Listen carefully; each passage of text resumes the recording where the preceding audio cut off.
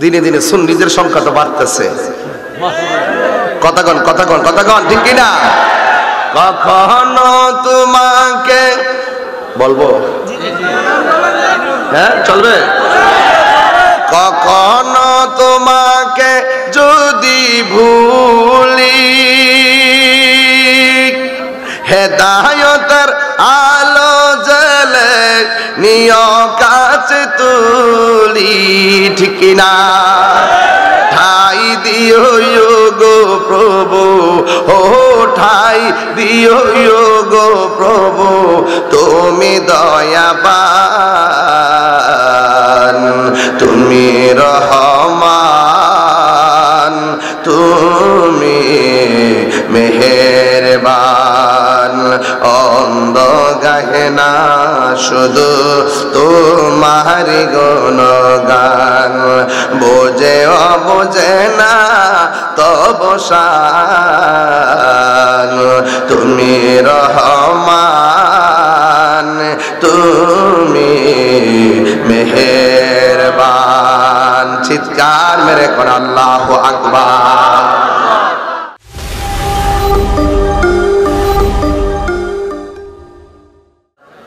সকলে মোহাব্বতে আমার সাথে পড়ো না, আউযু বিল্লাহি মিনাশ শাইতানির রাজীম। বিসমিল্লাহির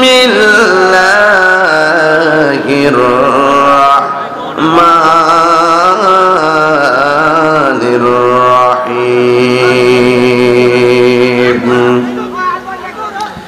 ইয়া আইয়ুহাল্লাযীনা আমানু সাল্লু আলাইহি ওয়া সাল্লিমু তাসলিমা। আল্লাহুম্মা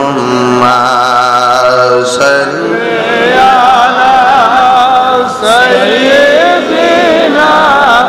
মাওলানা মুহাম্মদ ওয়া আলা আলি সাইয়্যিদিনা মাওলানা।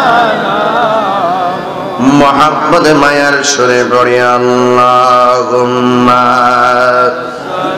সাল্লি আলা সাইয়্যিদিনা মাওলানা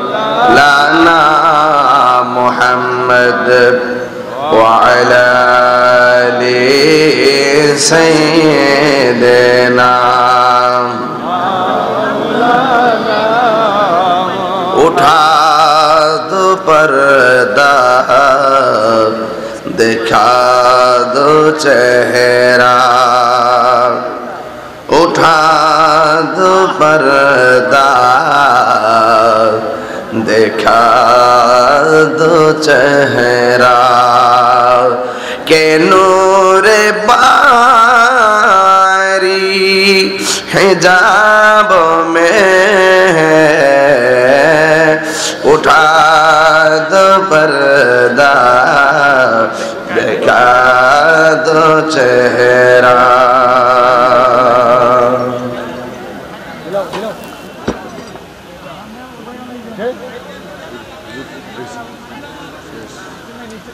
আলহামদুলিল্লাহ।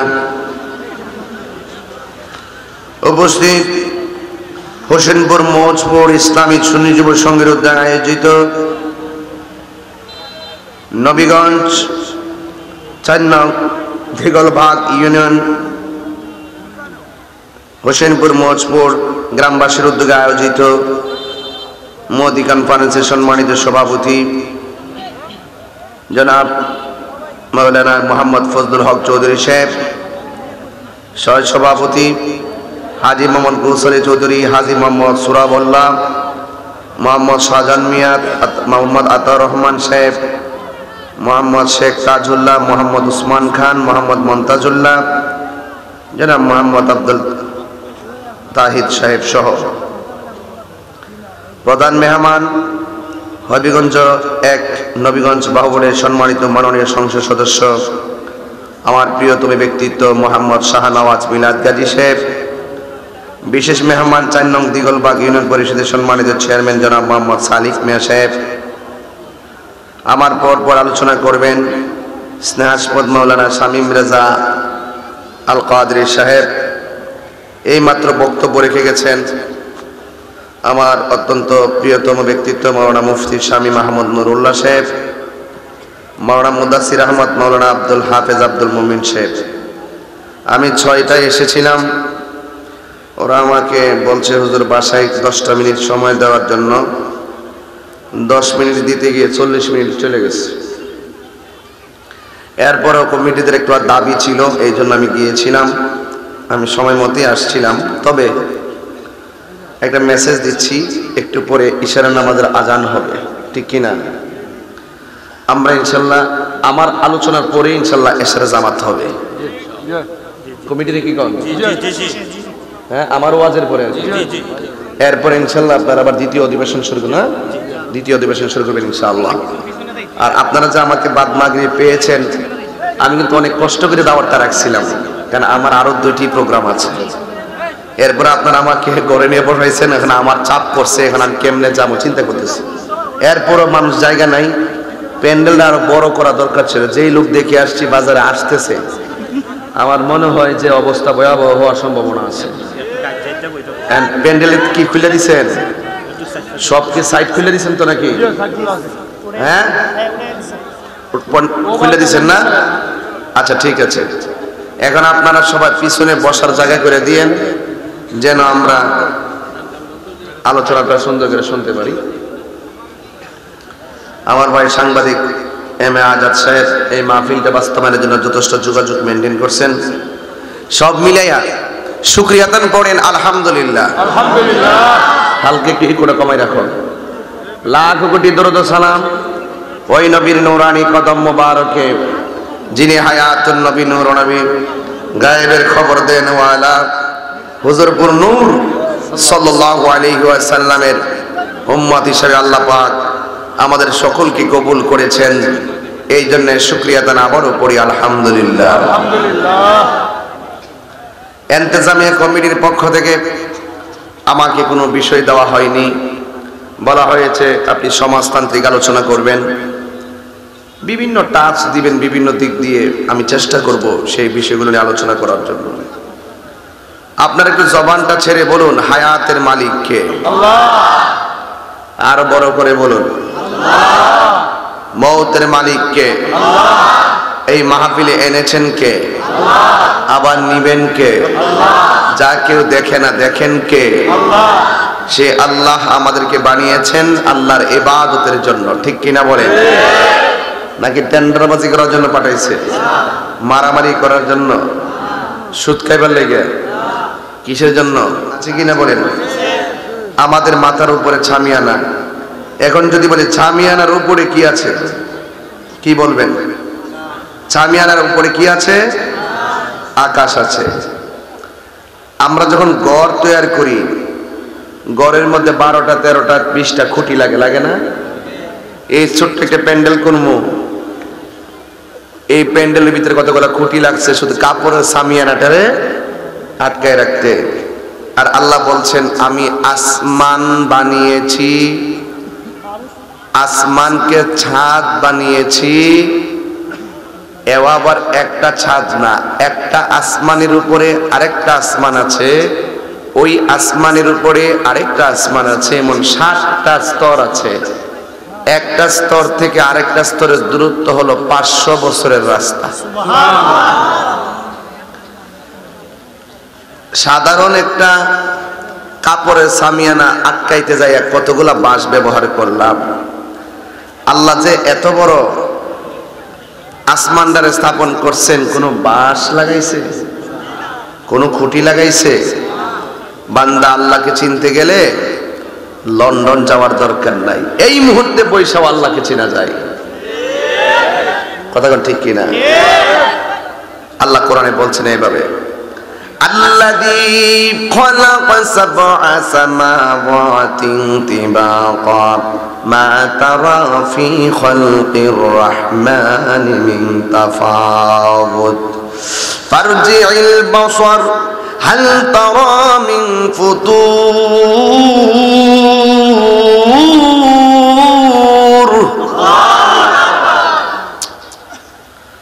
আমি বোঝাতে চাচ্ছি ওই কথাটা আল্লাহ রাব্বুল আলামিন হলো তিনি যিনি সৃষ্টি করেছেন আসমানটাকে সৃষ্টি করেছেন আসমানের মধ্যে 7টা স্তবকা লাগাই দিয়েছেন 7টা স্তর দিয়েছেন একটা স্তর থেকে আরেকটা স্তরে যেতে 500 বছরের রাস্তা আল্লাহ বলেন মা তারা ফি খালকির রহমানি মিন তাফাউত আল্লাহু আকবার বলেন না তুমি কি লক্ষ্য করনি এত সুন্দর আসমান আল্লাহ বানিয়েছেন ওই আসমানের ভিতরে চুল পরিমাণ কোনো ত্রুটি নাই আমরা দুনিয়াতে ঘর বানাইলে 20 বছর 30 বছর 100 বছর পরে জরাজীর্ণ হয়ে যায় কিন্তু আল্লাহ রাব্বুল আলামিন এত সুন্দর আকাশ বানিয়েছেন যারা পরিমাণ কোনো ত্রুটি আমরা লক্ষ্য করি নাই ফারজিল বাসার তুই যদি একবার তাকায় দেখোস আসমানে কোনো ত্রুটি নাই মাথাটা নিচু কর আবার তাকা ফারজিল বাসার আবার তাকায় দেখো আসমানের মধ্যে কোনো ত্রুটি নাই এখানে আমি দাঁড়াইলাম একটা আওয়াজ হচ্ছে কিসের আওয়াজ এটা এটা শব্দ কিসের মোবাইল কিসের আওয়াজ হয় কি না না এখানে একটা আওয়াজ হচ্ছে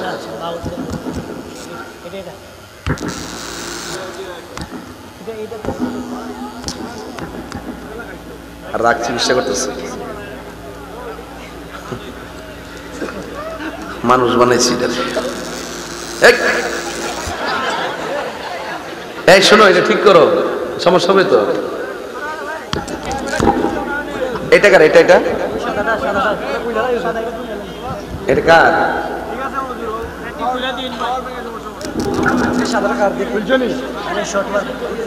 হ্যাঁ আচ্ছা আল্লাহ রাব্বুল আলামিন বলেন আমি আল্লাহ রাব্বুল আলামিন এই আসমান বানিয়েছি যা সৃষ্টি করেছি একটা ত্রুটি পৃথিবীর কেউ খুঁজে পায় নাই হোসেনপুর দাঁড়ায়া যদি সামনে তাকান দেখবেন সামনে গাছ দেখা যায় মনে হয় যেন আসমানটা গাছের ওই পারে মাটিতে নেমে আছে কথা কোন ঠিক কিনা বলেন এই গাছগুলো অতিক্রম কইরা একটু সামনে যান গিয়ে দেখবেন যেন নবীগঞ্জ টাউনের পরে আসমানটা নিচে নেমে আছে ঠিক কিনা বলেন আবার ওই জায়গা অতিক্রম করেন দেখবেন সব জায়গায় শুধুমাত্র আসমানটা যেন নেমে আছে কিন্তু পৃথিবীর এক প্রান্ত থেকে আরেক প্রান্ত চলে যান ওই আসমানের কোনো ধরনের পরিবর্তন পাবেন না ঠিক কিনা বলে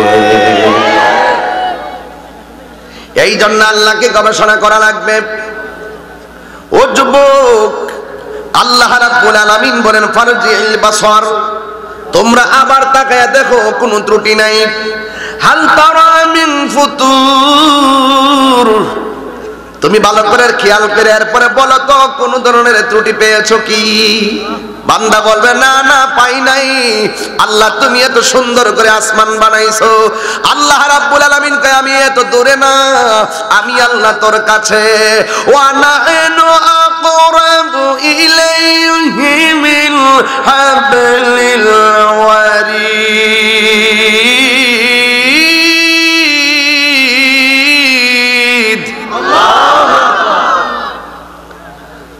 আমার আল্লাহ রাব্বুল আলামিন বলেন আমি বান্দার শারকের নিকটে সুবহানাল্লাহ কন্না আরে আসমান তো অনেক দূরে এত দূরের আসমান দেখা দেখা আল্লাহ চেনা লাগবে না? আমার আল্লাহ কয় আমি তোর শাহরগের আরো নিকটে। আচ্ছা ভাই বলো দেখি রাত্রি কেন কালো? সূর্যি মামা কোথা হতে পেল এত আলো? কুকিল কেন এত কালো? ফর্সা কেন বক? চিনি কেন এত মিষ্টি? তেঁতুল কেন টক? ডিমগুলি সব একই রঙের, পার্থক্য নেই মুঠে। সাদা কালো বাচ্চাগুলো কেমন করে ফুটে? দুই হাত তুলে কন্যা আল্লাহু আকবার। এত দূরে যাওয়া লাগবে না, আল্লাহকে চিনতে গেলে এত দূরে যাওয়ার দরকার নাই। মুরগির নিচে সাদা ডিমগুলো 21 দিন পরে কিচিমিচির আওয়াজ শোনা যায়, কিন্তু দেখা যায় 12টা ডিম থেকে 2টা ডিম বাতিল হয়ে গেছে, আর থাকে 9টা ডিমের মধ্যে 3টা বাচ্চা হলো কালো, 3টা বাচ্চা হলো সাদা, আর 3টা বাচ্চা হলো গলা চুলাইল্লা। এই পরিবর্তন এক রঙের ডিম থেকে রঙে বেরঙের বাচ্চা কোনো এমপি ফুটাই না, যিনি ফুটাই তিনি কে? পরিষ্কার কি? পরিষ্কার কথা বাবা। একটু গবেষণা করেন, দেখবেন আল্লাহ কত রহমান। সুবহানাল্লাহ কন না কেন? এই জন্য আমার যুবক ভাইয়েরা বাজার থেকে তেঁতুল কিনেন, তেঁতুলটারে মুখে দেন, টক লাগবে টক। বাজার থেকে চিনি কিনেন, আবার মুখের মধ্যে চিনি দেন, চিনিটা লাগবে মিষ্টি। ও হোসেনপুরের বাবা, ও আমার মোসপুরের বন্ধু, নবীগঞ্জের বাবা, আপনারা জবান খুলে বলুন, একটা জিহ্বার মধ্যে তেঁতুল দিলাম লাগলো টক, আর একটা এই জিহ্বার মধ্যে আবার একটু পরে চিনি দিলাম লাগলো মিষ্টি। ও বন্ধুরে, জিহ্বা কয়টা? একটা জিহ্বা দিয়া রঙে বেরঙের স্বাদ পৃথিবীর কোনো মন্ত্রী গটাইতে পারে না। একটা জিহ্বা দিয়া রঙে বেরঙের স্বাদ যিনি গটাই, তিনি হলো তোমার আমার মাওলা। আর আল্লাহু আকবার বলেন, ঠিক কিনা বলেন? এই জন্যই তো আইয়ুব নবী আল্লাহরে বলছিল, আল্লাহ আমার বডির মধ্যে পছন্দ হচ্ছে, আমার আপত্তি নাই। আমার বডিটা পচতে পচতে যদি হাড্ডি পর্যন্ত পয়সা যায়, আমার কোনো আপত্তি নাই গো আল্লাহ। এই জিহ্বাটারে তুমি ভালো রাখো। রহিমা ডাক দিয়া গো, স্বামী গো, অল বডিটা তোমার পচে গেলে কোনো অসুবিধা নাই, আপনার জিহ্বাটা বাঁচাইবার জন্য কেন মনিবের আপনি বলেছেন? আইয়ুব নবী ডাক দিয়া কয়, ও রহিমা, অল বডি পচা গেলে সমস্যা নাই, জিহ্বাটা যদি ভালো থাকে, এই জিহ্বা দিয়ে আমার আল্লাহর নামের জিকিরি করতে পারবো। বেশি দূরে যাওয়ার দরকার নাই, বেশি দূরে যাওয়ার দরকার। মান আরাফা নাফসাহু ফাকাদ আরাফা রাব্বাহু। এই জন্য তো রাসূল বলছেন, মান সালিমাল মুসলিমুনা মিন লিসানিহি ওয়া ইয়াদিহি, যার হাত দিয়ে কেউ কষ্ট পায় না, যার জবানের কথার দ্বারা কেউ কষ্ট পায় না, সেই লোকটা হলো মুসলমান। মেহেরবান তুমি মেহেরবান, মেহেরবান তুমি মেহেরবান। সুবহানাল্লাহ বলবেন না? আমি পাপী গুনাহগার, তুমি ছাড়া কে আছে আর? ক্ষমা করো ওগো প্রভু, তাওবা করি বারে বার। ইয়া রহিমু রহমান, ইয়া কারিমু মেহেরবান, ইয়া রহিমু রহমান, ইয়া কারিমু মেহেরবান। সুবহানাল্লাহ। জেনে না জেনে হাজার পাপের সাগরে ডুব দিয়েছি, পথ হারিয়ে ভুলে, বুঝে না বুঝে হাজার পাপের সাগরে ডুব দিয়েছি, পথ হারিয়ে ভুলে।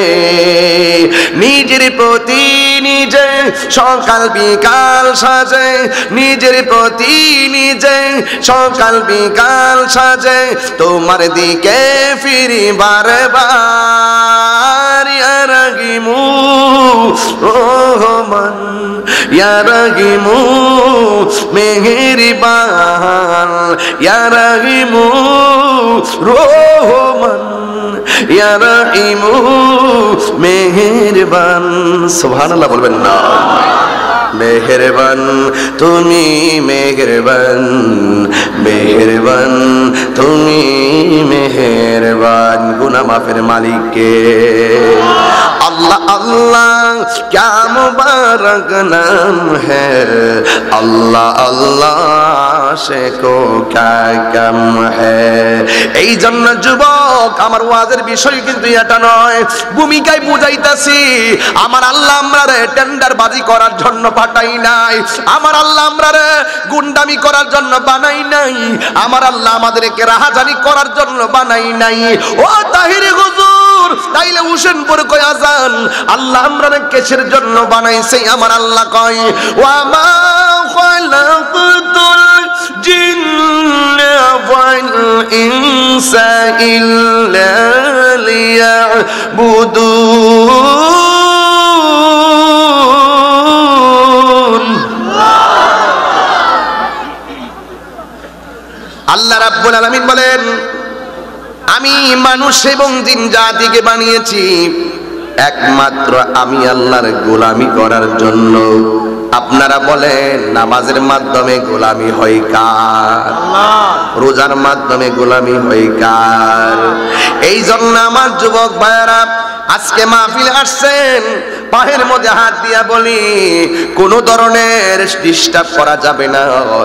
এই মাহফিলটা আমি দেখলাম, আজকের মাহফিলটা অনুষ্ঠিত হতে যাচ্ছে বার্ষিক মাহফিল, হয়তো প্রতি বছর হয়, কিন্তু গতবার এই দুনিয়াতে অনেক মানুষ ছিল, এবার তারা অন্ধকার কবরে চলে গেছে। এমন মানুষ সমাজে আছে না? না আছে না বাবা? আসেনি? 2021 সালে কি পেয়েছো, কি হারিয়েছো? কি পেয়েছো, কি হারিয়েছো সেই চিন্তা করো না, বরং 2022 সালে কিভাবে নিজেকে সুন্দর করে গুছাবে সেই টেনশন করো। 31st নাইটে বেহায়াপনা নয়, কবরের ফার্স্ট নাইট কেমন হবে সেই চিন্তা করো। ফানুস উড়িয়ে দাও, বাড়িঘর জ্বালিয়ে দাও, কারেন্টে গিয়ে ফানুসের আগুন লেগে মানুষ মারা যায়। দেশকে অস্থির করে তোলো আর কনসার্ট করো আর বেহায়াপনা করো। অপসংস্কৃতির নামে এই দেশের ভিতরে 31st নাইট নামে যেই রকম বেহায়াপনা, এটা কখনো মুসলমানদের উৎসব হতে পারে না। ঠিক কিনা বলেন? যদি মনে চায় যেই কোনো উৎসব আসুক আর যেই কোনো দিন আসুক, আমরা ওই দিনের মধ্যে আমরা পবিত্র কোরআন তেলাওয়াত দিয়ে আমরা বিশেষ দিনকে বরণ করব। ঠিক কিনা বলেন? আমরা নামাজের মাধ্যমে আমাদের যেই কোনো দিবসকে বরণ করব। এই জন্য যুবকদেরকে বলছি তোমরা অনেক আবেগী, এত আবেগ হলে চলবে? এত আবেগ হলে চলবে না, আবেগ এত রাখা যাবে না, বিবেক দিয়ে তোমাকে চলতে হবে। কথা বলেন ঠিক কিনা বলেন? এই জন্য যুবক ভাইয়ের আমার, আল্লাহ পাঠিয়েছেন একমাত্র আল্লাহর গোলামি করার জন্য। আল্লাহ পাঠিয়েছেন গোলামি করার জন্য। নামাজের মাধ্যমে যার গোলামি হয়, রোজার মাধ্যমে তারই গোলামি হয়, হজের মাধ্যমে সেই আল্লাহরই গোলামি হয়। এমন জীবন তুমি করিবে গঠন, মরণে হাসিবে তুমি কাঁদিবে ভুবন। কথা বলেন ঠিক কিনা? আপনারা দেখেছেন বরগুনাতে একটি লঞ্চের মধ্যে আগুন লেগেছে। কি লেগেছে? আগুন নিভাইতে গেলে কিসের প্রয়োজন হয়? কথা বল না। আগুন নিভাতে গেলে কিসের প্রয়োজন হয়? লঞ্চের ডানে পানি, বামে পানি, সামনে পানি, পিছনে পানি, নিচে পানি, কিন্তু আগুন কি নিভাইতে পারছে? কেউ আগুনে পড়ে মারা গেছে। এক বাবা বিবৃতি দিচ্ছেন, আমার লঞ্চে যখন আগুন লেগে গেল, আমি আমার বাচ্চাটাকে নিয়ে সরাসরি আমি পানির মধ্যে লাফ দিয়ে পড়েছি, কিন্তু পানির মধ্যে লাফ দিয়ে পড়লো আমার বাচ্চাটাকে নিয়ে আমি 1.5 ঘন্টা পানির মধ্যে সাঁতরাইছি, শেষ পর্যন্ত আমি আমার বাচ্চাটাকে ধরে রাখতে পারি নাই। আল্লাহু আকবার বলবেন না? আমি আমার বাচ্চাটাকে বাঁচাইতে পারি নাই। দেখেন একটা কত চিন্তার ব্যাপার। একটা লঞ্চে আগুন লাগলো, আগুন লাগার পরে ওই লঞ্চের মানুষটা, অনেকগুলো মানুষ আগুনে পুড়ে মারা গেল, আবার একটা লোক পানির মধ্যে লাফ দিয়ে বেঁচে গেল। আর তার সন্তানটা ওই পানি খেতে খেতে মারা গেল। আপনারা বলুন তো, একই লঞ্চের ভিতরে মানুষ কেউ পুড়ে মারা যায় আগুনে, কেউ মারা যায় পানিতে ডুবে, আবার কেউ আবার কিনারে ভিড়ে যায় হায়াতের মালিককে। যার যেই রকম ভাবে হায়াত শেষ লেখা আছে, এভাবেই তার হায়াত একদম জিরো হয়ে যাবে, শেষ হয়ে যাবে, বাঁচার কোনো রাস্তা নাই। ইজ্জতের মালিক যেমন আল্লাহ, হায়াতের মালিকও আল্লাহ। আল্লাহুম্মা সাল্লি আলা সাইয়্যিদিনা মাওলানা মুহাম্মদ ওয়া আলা আলি সাইয়্যিদিনা মাওলানা মুহাম্মদ। লা ইলাহা ইল্লাল্লাহু লা ইলাহা ইল্লাল্লাহ। বলুন লা ইলাহা ইল্লাল্লাহ মুহাম্মাদুর রাসূলুল্লাহ সাল্লাল্লাহু আলাইহি ওয়াসাল্লাম। একটা জবান বন্ধ রাখবেন না, চিৎকার মেরে বলুন আল্লাহু আকবার। এই জন্য আমার যুবক ভাইরা অনুরোধ করে বলি, পায়ের মধ্যে হাত দিয়া বলি, আমার বাবারা বন্ধুরা, এটা প্লাস যেটা প্লাস লন না, এমনি পারতেন না, ঠিক আছে ঠিক আছে। এই জন্য আমার যুবক ভাইয়েরা হকের কথা বলবেন, অত্যন্ত দায়িত্বহীন কণ্ঠে কথা বলবেন।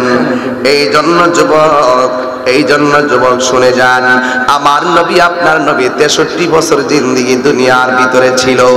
63 বছর জিন্দেগির ভিতরে আমার নবী শুধুমাত্র বলছে উবুদুল্লাহ, আল্লাহর ইবাদত করো।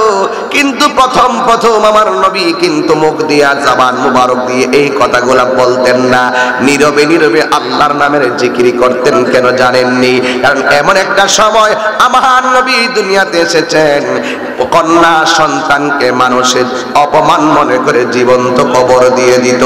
এই জন্য প্রকাশ্যে আল্লাহর নাম নেওয়া বড় কঠিন হয়ে যেত।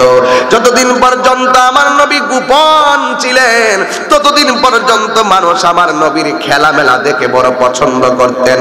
কারণ আমার নবী রাস্তা দিয়ে হাঁটলে আকাশের মেঘমালাগুলো আমার নবীরে ছায়া দিত। কি দিত? আমার নবীরে ছায়া দিত। এইগুলা দেখে দেখে কাফেররা অভিভূত হয়ে যেত। এরপরে আমার নবী রাহমাতুল লিল আলামিন, এমন নবী যিনি পাথরের মধ্যে কদম রাখলেন, ওই পাথরটা তুলার মতো নরম হয়ে যেত। সুবহানাল্লাহ, জোরে বলেন। কিন্তু আমার নবী যেই মাত্র দিনের দাওয়াত, এই কোরআনের দাওয়াত ওপেন দেওয়া শুরু করেছেন, অনেক মানুষ আমার নবীর বিরুদ্ধে চলে গেছে। আমার নবীকে শেষ পর্যন্ত মারার পর্যন্ত ষড়যন্ত্র করেছে। চিৎকার মেরে কি নাউজুবিল্লাহ বলবেন না? আমার নবী বলেন, আল্লাহ রাব্বুল আলামিন আমাকে 6টা মর্যাদা দিয়েছেন, পৃথিবীর কাউকে 6টা মর্যাদা দেয় নাই। এর মধ্যে 1 নম্বর হলো আমার নবী বলেন, আমার আল্লাহ আমার জন্য গনিমতের মালকে হালাল করে দিয়েছেন। সুবহানাল্লাহ। 2 নম্বর হলো আমার নবী, আমার আল্লাহ রাব্বুল আলামিন আমাকে ভাষাগত জ্ঞান দান করেছেন। যারা যেই ভাষায় আমি নবীরে ডাক দিবে, আমি নবী সবার ভাষা বুঝি, আমি নবী সবার মনের কথাগুলা বুঝি। 3 নম্বর হলো আমার নবী, আপনার নবী বলেন, আল্লাহ আমার মাঝে এমন একটা ভয় দিয়েছে, ভয়। কেউ যদি আমার একা পাইয়া মারতে এসেছে, তারা মারতে পারে নাই, কারণ পিছন দিক দিয়ে বিশাল বড় জন্তু দাঁড়ায়া যাইতো তাকে খাওয়ার জন্য। এই জন্য দেখেন নবী আমার 27টা যুদ্ধের সশরীরে অংশগ্রহণ করছে গো। একটা যুদ্ধের মধ্যেও আমার নবীরে কেউ শহীদ করতে পারে নাই। আমার নবীর সঙ্গে অনেক সাহাবারা শহীদ হয়ে গেছে, কিন্তু আমার নবীরে তারা মারতে পারে নাই, ঠিক কিনা? এই জন্য আমার যুবক ভাইয়েরা, এই গেল 3 নম্বর। 4 নম্বর হলো আমার নবী বলেন, আদম নবীর জন্য আল্লাহ রাব্বুল আলামিন একটা এরিয়া করে দিয়েছেন। এই এরিয়ার মধ্যে নামাজ পড়লে মধ্যে নামাজ হবে, ওই এরিয়ার মধ্যে নামাজ পড়লে নামাজ হবে, কিন্তু এর বাইরে পড়লে নামাজ হবে না। আমার নবী এমন নবী রে, কোন নবীগঞ্জের বাবারা, আমার নবী এমন নবী রে, হুসেনপুর মসপুরের বন্ধুরা। আমার নবী বলেন 1,24,000 পয়গম্বর, সবার জন্য এরিয়া ছিল, এই এরিয়ার ভিতরে নামাজ পড়লে নামাজ হবে, কিন্তু আমার নবী বলেন আমি নবীর কদমটা যখন জমিনে লাগছে, লাগার সাথে সাথে আমার আল্লাহ সারাটা পৃথিবীর জমিনটারে আমার উম্মতের জন্য মসজিদ বানায়া দিছে। আরো বড় করে কোন আল্লাহু আকবার। এই জন্য আমার নবী বলেন এই মর্যাদা পৃথিবীর কাউকে দেয় নাই। এরপরে যেই মর্যাদা আমার নবী বলেন আমার আল্লাহ আমাকে শেষ নবী বানিয়েছে। আদম নবী নিজের শেষ নবী দাবি করতে পারবে না, মূসা নবী নিজের শেষ নবী দাবি করতে পারবে না। আমার নবী বলেন আমার আল্লাহ আমাকে শেষ নবী বানিয়েছে। এই জন্য বন্ধু, যারা নবীর শেষ নবী মানবে না, এরা কখনো মুসলমান হইতে পারে না। ঠিক কিনা বলেন?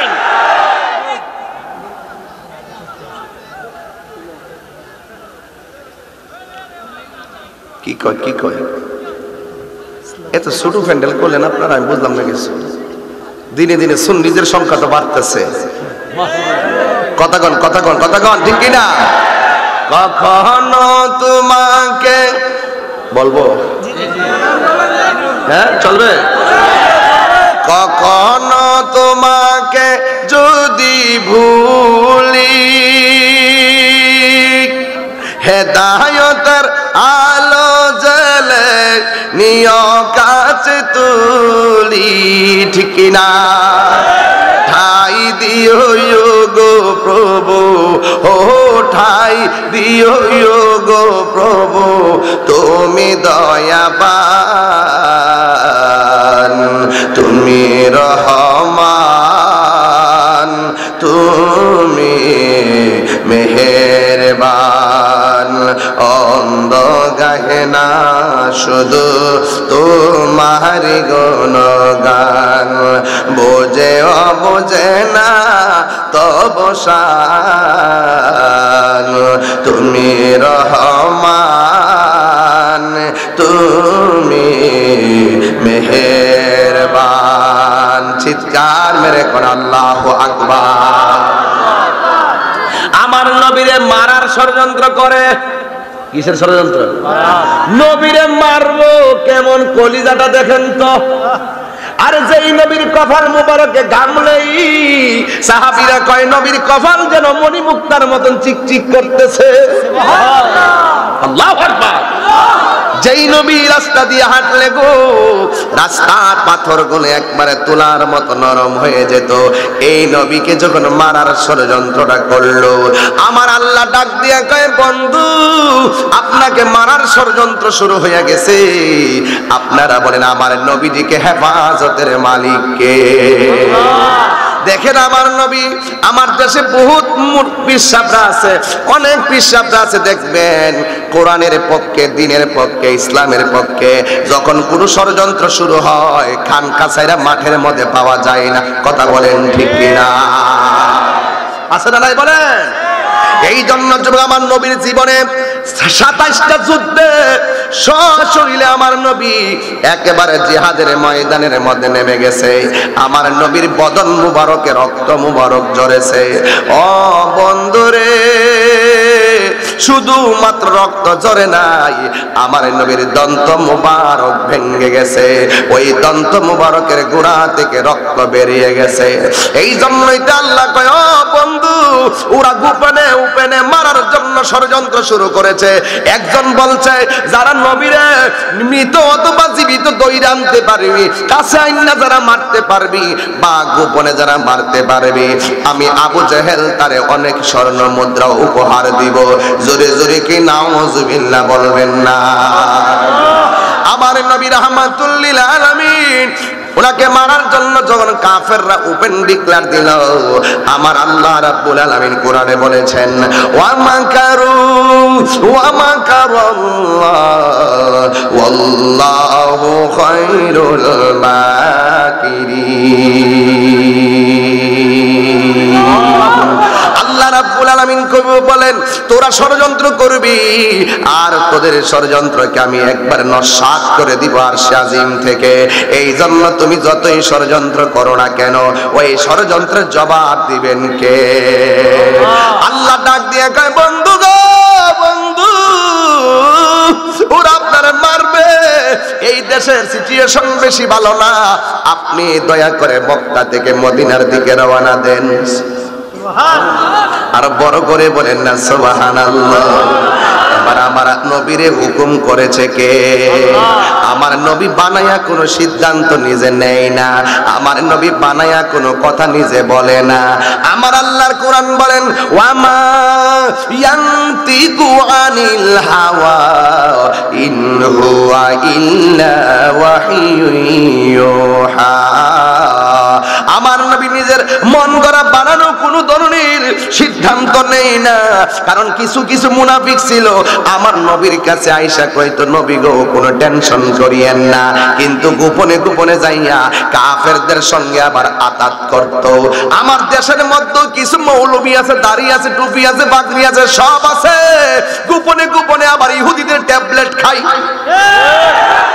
কথাগণ ঠিক কিনা বলেন? এই জন্য আল্লাহ বলেন ওয়ামিনান নাসি মাইয়াকুলু আমান্না বিল্লাহি ওয়া বিল ইয়াউমিল আখিরি ওয়া মা হুম বিমুমিনিন। ও বন্ধু, মানুষের মধ্যে এমন কিছু মানুষ আছে ওরা আপনার সামনে এসে কইব আপনার লাগা তারা জীবন দিয়া ফালাইবো। ও নবী গো, এদের মধ্যে কিছু মানুষ আছে যারা আপনার সামনে আইসা বলবে আপনার উপর ঈমান এনেছে।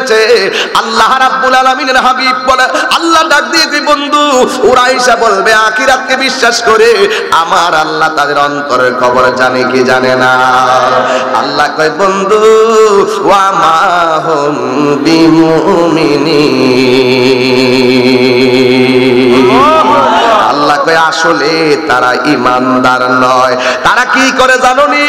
ইউখাদিউনাল্লাহ, এরা মনে করে ঈমানদাররা ধোঁকা দিছে, আবার এটাও মনে করে ওয়াল্লাযীনা আমানু, যারা ঈমানদার তাদেরকে ধোঁকা দিছে। ওয়া মা ইয়াখদাউনা ইল্লা আনফুসাহুম ওয়া মা ইয়াশউরুন। এরা আসলে ঈমানদারও ধোঁকা দেয় না, এরা আল্লাহরও ধোঁকা দেওয়ার ক্ষমতা রাখে না।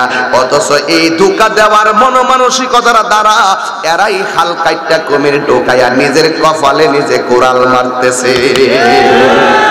এরা যে নিজের কপালে নিজে কুড়াল মারতেছে, এরা নিজেরাও বোঝার ক্ষমতা নাই। কথা কোন ঠিক কিনা? ও বন্ধু বন্ধুরি, আমার নবী কইতো এই পাগলের দল, দুনিয়ার মধ্যে তোরা ঝগড়া করিস না, দুনিয়ার মধ্যে কাটাকাটি করিও না। দেখেন কন্যা সন্তান হইলে ওরা জীবন্ত কবর দিয়া ফালাইতো, কত বড় জাহেল ছিল। আমার নবী যখন এদের আল্লাহ কয় এদেরকে যখন বলা হবে দুনিয়ার মধ্যে ঝগড়া কইরো না, এরা বলবে আমরাই তো মীমাংসাকারী, নিজেরে অনেক বড় পণ্ডিত মনে করে আছে না নাই? আল্লাহ বলেন ওয়া ইদা কিলা লাহুম লা তুফসিদু ফিল আরদি ক্বালু ইন্নামা নাহনু মুসলিহুন। আল্লাহ রাব্বুল আলামিন বলেন যখন তাদেরকে বলা হবে লা তুফসিদু, তোমরা ফসাদ করিও না, আপনারা ঘরে বাইরে যেখানেই পারে মারবে, আপনি সুন্দর করে মক্কা থেকে মদিনায় চলে যান।